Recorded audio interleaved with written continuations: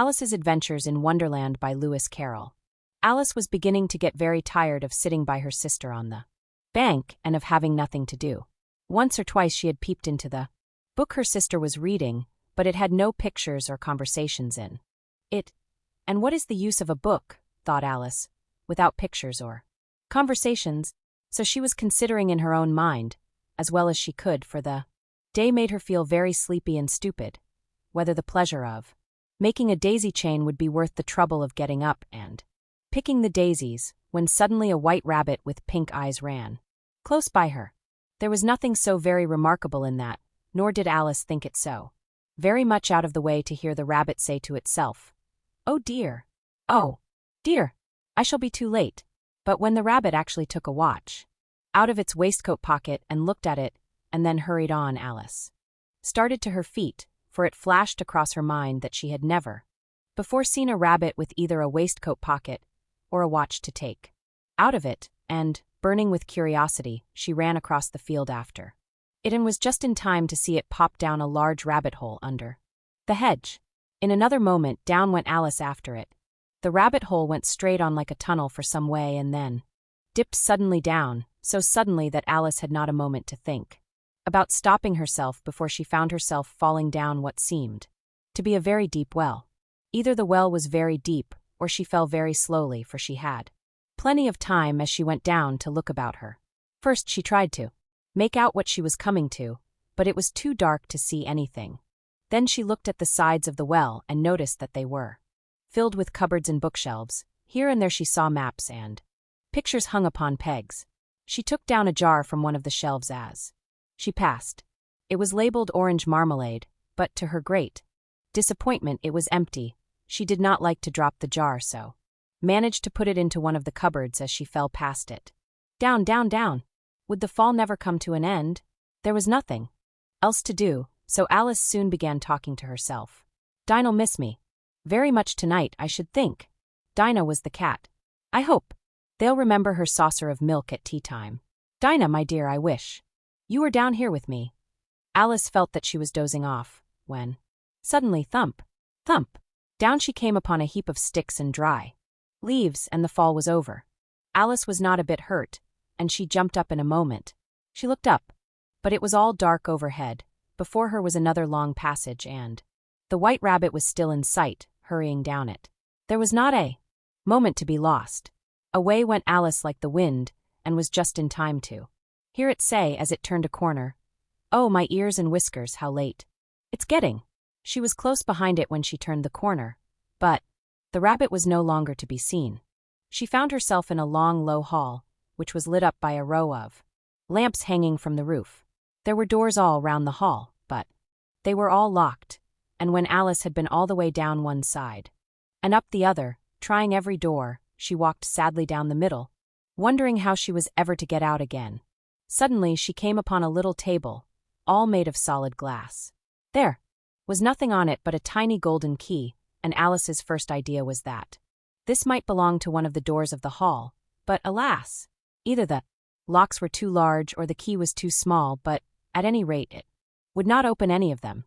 However, on the second time round she came upon a low curtain she had not noticed before, and behind it was a little door about 15 inches high.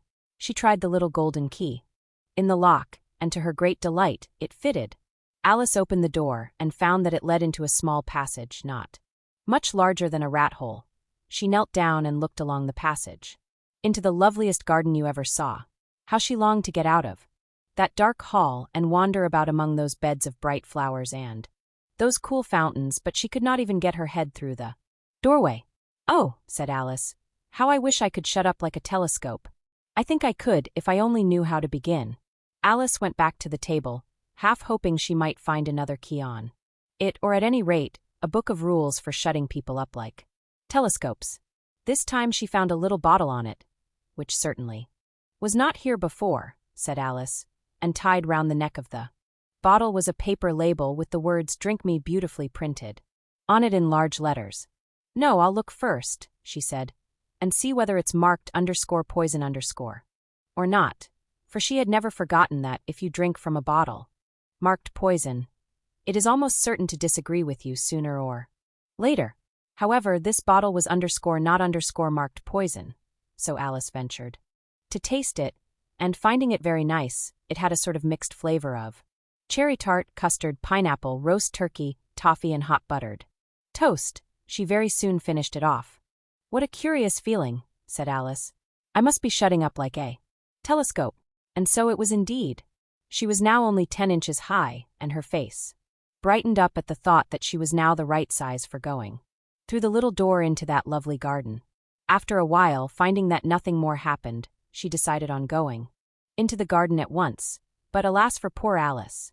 When she got to the door, she found she had forgotten the little golden key, and when she went back to the table for it, she found she could not possibly reach it. She could see it quite plainly through the glass, and she tried her best to climb up one of the legs of the table, but it was too slippery. And when she had tired herself out with trying, the poor little thing sat down and cried. Come, there's no use in crying like that, said Alice to herself rather sharply. I advise you to leave off this minute. She generally gave herself very good advice, though she very seldom followed it, and sometimes she scolded herself so severely as to bring tears into her eyes. Soon her eye fell on a little glass box that was lying under the table. She opened it and found in it a very small cake, on which the words "Eat me" were beautifully marked in currants.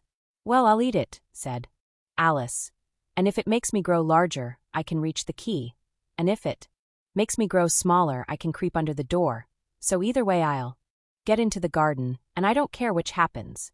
She ate a little bit and said anxiously to herself, Which way? Which way? Holding her hand on the top of her head to feel which way she was growing, and she was quite surprised to find that she remained the same size. So she set to work and very soon finished off the cake. The pool of tears. Curiouser and curiouser, cried Alice. She was so much surprised that, for the moment, she quite forgot how to speak good English. Now I'm opening out like the largest telescope that ever was. Goodbye, feet. Oh, my poor little feet. I wonder who will put on your shoes and stockings for you now, dears? I shall be a great deal too far off to trouble myself about you. Just at this moment her head struck against the roof of the hall. In fact, she was now rather more than 9 feet high, and she at once took up the little golden key and hurried off to the garden door.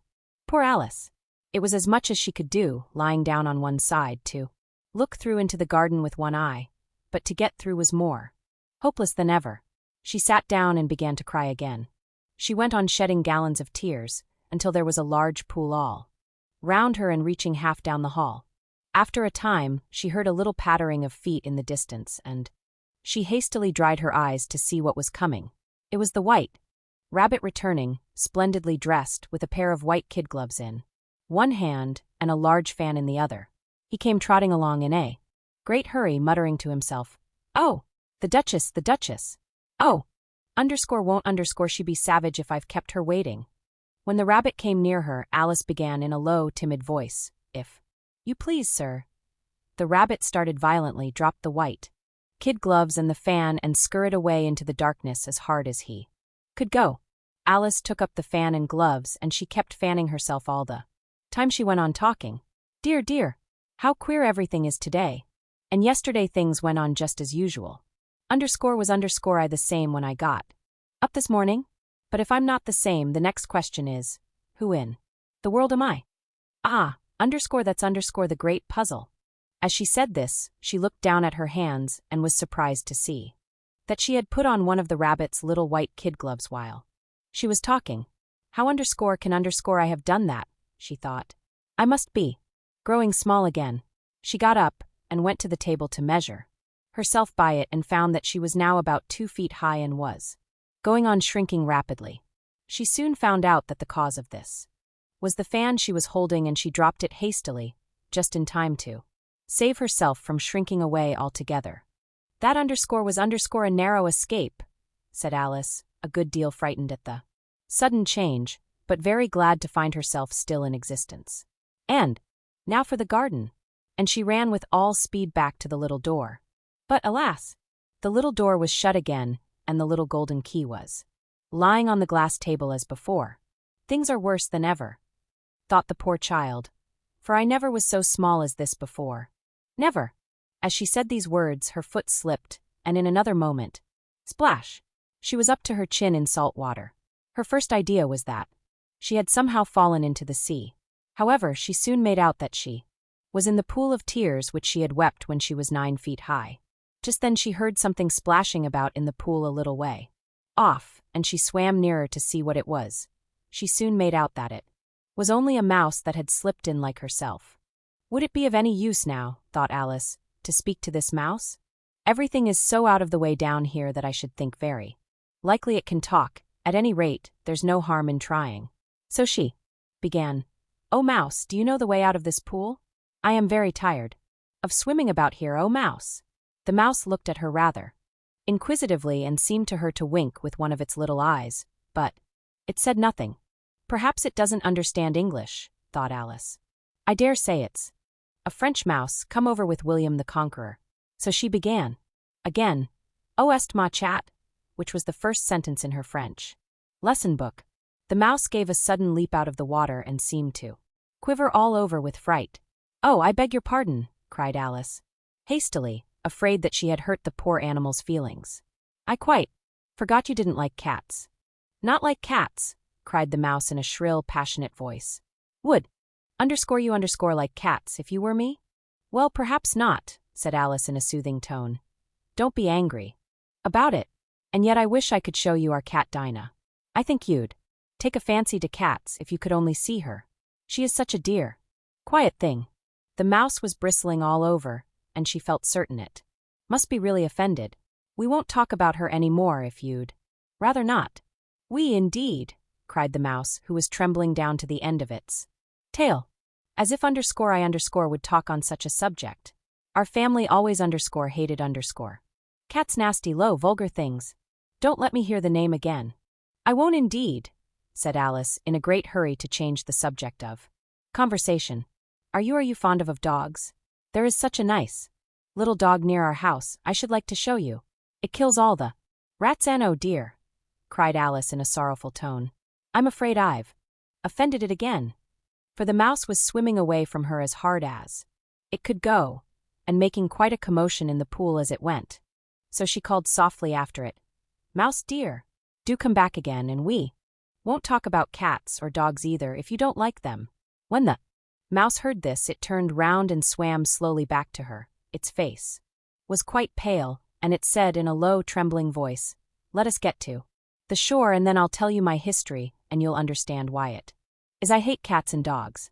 It was high time to go, for the pool was getting quite crowded with the birds and animals that had fallen into it. There were a duck and a dodo, a lory and an eaglet, and several other curious creatures. Alice led the way, and the whole party swam to the shore. A caucus race and a long tail. They were indeed a queer-looking party that assembled on the bank, the birds with draggled feathers, the animals with their fur clinging close to them, and all dripping wet, cross, and uncomfortable. Illustration. The first question, of course, was how to get dry again. They had a consultation about this, and after a few minutes, it seemed quite natural to Alice to find herself talking familiarly with them, as if she had known them all her life. At last the mouse, who seemed to be a person of some authority among them, called out, "Sit down all of you and listen to me. I'll soon make you dry enough." They all sat down at once in a large ring, with the mouse in the middle. "Ahem," said the mouse with an important air. "Are you all ready? This is the driest thing I know. Silence all round, if you please." William the Conqueror, whose cause was favored by the Pope, was soon submitted to by the English, who wanted leaders, and had been of late much accustomed to usurpation and conquest. Edwin and Morcar, the Earls of Mercia and Northumbria. "Ugh," said the Lory with a shiver. And even Stigand, the patriotic Archbishop of Canterbury, found it advisable. "Found what?" said the duck. "Found it," the mouse replied rather crossly. "Of course you know what it means." "I know what it means well enough when I find a thing," said the duck. "It's generally a frog or a worm. The question is, what did the Archbishop find?" The mouse did not notice this question, but hurriedly went on. "Found it advisable to go with Edgar Atheling to meet William and offer him the crown. How are you getting on now, my dear?" it continued, turning to Alice as it spoke. As wet as ever, said Alice in a melancholy tone. It doesn't seem to dry me at all. In that case, said the dodo solemnly, rising to its feet, I move that the meeting adjourn for the immediate adoption of more energetic remedies. Speak English, said the eaglet. I don't know the meaning of half those long words, and what's more, I don't believe you do either. What I was going to say, said the dodo in an offended tone, is that the best thing to get us dry would be a caucus race. What is a caucus race, said Alice. Why, said the dodo, the best way to explain it is to do it. First it marked out a race course in a sort of circle, and then all the party were placed along the course here and there. There was no 1, 2, 3 and away, but they began running when they liked and left off when they liked, so that it was not easy to know when the race was over. However, when they had been running half an hour or so and were quite dry again, the dodo suddenly called out, The race is over, and they all crowded round it, panting and asking, But who has won? This question the dodo could not answer without a great deal of thought. At last it said, Everybody has won, and all must have prizes. But who is to give the prizes? Quite a chorus of voices asked. Why, she of course, said the dodo, pointing to Alice with one finger, and the whole party at once crowded round her, calling out in a confused way, Prizes! Prizes! Alice had no idea what to do, and in despair she put her hand into her pocket and pulled out a box of comfits. Luckily the salt water had not got into it, and handed them round as prizes. There was exactly one apiece all round. The next thing was to eat the comfits. This caused some noise and confusion, as the large birds complained that they could not taste theirs, and the small ones choked and had to be patted on the back. However, it was over at last, and they sat down again in a ring and begged the mouse to tell them something more. You promised to tell me your history, you know, said Alice. And why? It is you hate C and D, she added in a whisper, half afraid that it would be offended again. Mine is a long and a sad tale, said the mouse, turning to Alice and sighing. It is a long tale, certainly, said Alice, looking down with wonder at the mouse's tail. But why do you call it sad? And she kept on puzzling about it while the mouse was speaking, so that her idea of the tale was something like this. Fury said to a mouse that he met in the house, Let us both go to law, I will prosecute, you dot. Come, I'll take no denial. We must have the trial. For really, this morning, I've nothing to do, said the mouse to the cur. Such a trial, dear sir, with no jury or judge, would be wasting our breath. I'll be judge, I'll be jury, said cunning old Fury. I'll try the whole cause and condemn you to death. You are not attending, said the mouse to Alice severely. What are you thinking of? I beg your pardon, said Alice very humbly. You had got to the 5th bend, I think. You insult me by talking such nonsense, said the mouse, getting up and walking away. Please come back and finish your story, Alice called after it. And the others all joined in chorus. Yes, please do. But the mouse only shook its head impatiently and walked a little quicker. I wish I had Dinah, our cat, here, said Alice. This caused a remarkable sensation among the party. Some of the birds hurried off at once, and a canary called out in a trembling voice to its children, Come away, my dears. It's high time you were all in bed. On various pretexts they all moved off, and Alice was soon left alone. I wish I hadn't mentioned Dinah. Nobody seems to like her down here, and I'm sure she's the best cat in the world. Poor Alice began to cry again, for she felt very lonely and low-spirited. In a little while, however, she again heard a little pattering of footsteps in the distance, and she looked up eagerly. The rabbit sends in a little bill. It was the white rabbit, trotting slowly back again and looking anxiously about as it went, as if it had lost something. Alice heard it muttering to itself, The Duchess! The Duchess! Oh, my dear paws! Oh, my fur and whiskers!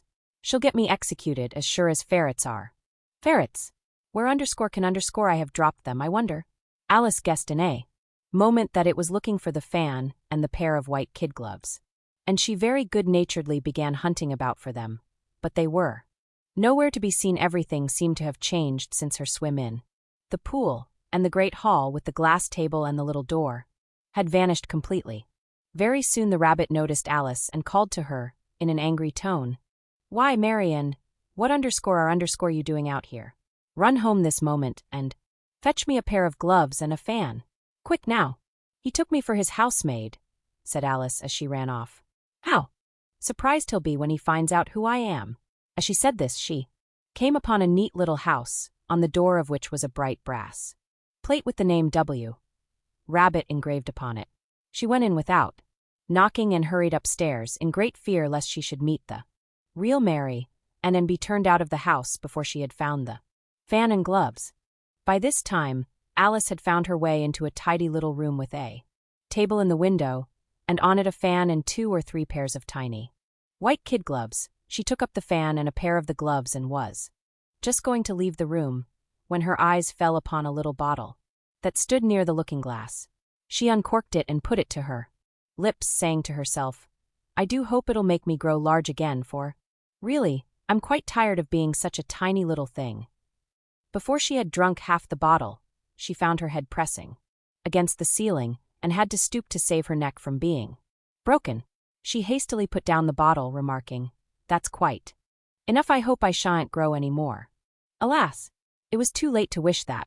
She went on growing and growing, and very soon she had to kneel down on the floor. Still she went on growing, and as a last resource she put one arm out of the window and one foot up the chimney and said to herself, "Now I can do no more, whatever happens. What will become of me?" Luckily for Alice, the little magic bottle had now had its full effect, and she grew no larger. After a few minutes she heard a voice outside, and stopped to listen. "Marianne, Marianne," said the voice. "Fetch me my gloves this moment." Then came a little pattering of feet on the stairs. Alice knew it was the rabbit coming to look for her, and she trembled till she shook the house, quite forgetting that she was now about 1,000 times as large as the rabbit and had no reason to be afraid of it. Presently the rabbit came up to the door and tried to open it, but as the door opened inwards and Alice's elbow was pressed hard against it, that attempt proved a failure. Alice heard it say to itself, "Then I'll go round and get in at the window." You won't," thought Alice, and after waiting till she fancied she heard the rabbit just under the window, she suddenly spread out her hand and made a snatch in the air. She did not get hold of anything, but she heard a little shriek and a fall and a crash of broken glass, from which she concluded that it was just possible it had fallen into a cucumber frame or something of that sort. Next came an angry voice, the rabbit's. "Pat! Pat! Where are you?" And then a voice she had never heard before. "Sure then, I'm here. Digging for apples, your honor. Here, come and help me out of this. Now tell me, Pat, what's that in the window?" "Sure, it's an arm, your honor." "Well, it's got no business there, at any rate. Go and take it away." There was a long silence after this, and Alice could only hear whispers now and then, and at last she spread out her hand again and made another snatch in the air. This time there were _2 little shrieks and more sounds of broken glass. "I wonder what they'll do next," thought Alice. "As for pulling me out of the window, I only wish they could. She waited for some time without hearing anything more. At last came a rumbling of little cart wheels and the sound of a good many voices all talking together. She made out the words, "Where's the other ladder? Bill's got the other Bill. Here, Bill. Will the roof bear? Who's to go down the chimney? Nay, I shan't. You do it. Here, Bill. The master says you've got to go down the chimney." Alice drew her foot as far down the chimney as she could and waited till she heard a little animal scratching and scrambling about in the chimney close above her. Then she gave one sharp kick and waited to see what would happen next. The first thing she heard was a general chorus of, "There goes Bill." Then the rabbit's voice alone, "Catch him, you by the hedge." Then silence, and then another confusion of voices. "Hold up his head, Brandy. Now don't choke him, what happened to you?" Last came a little feeble, squeaking voice. "Well, I hardly know no more, thank ye. I'm better now. All I know is something comes at me like a jack-in-the-box, and up I goes like a skyrocket." After a minute or two of silence, they began moving about again, and Alice heard the rabbit say. A barrowful will do to begin with. A barrowful of what underscore? Thought Alice.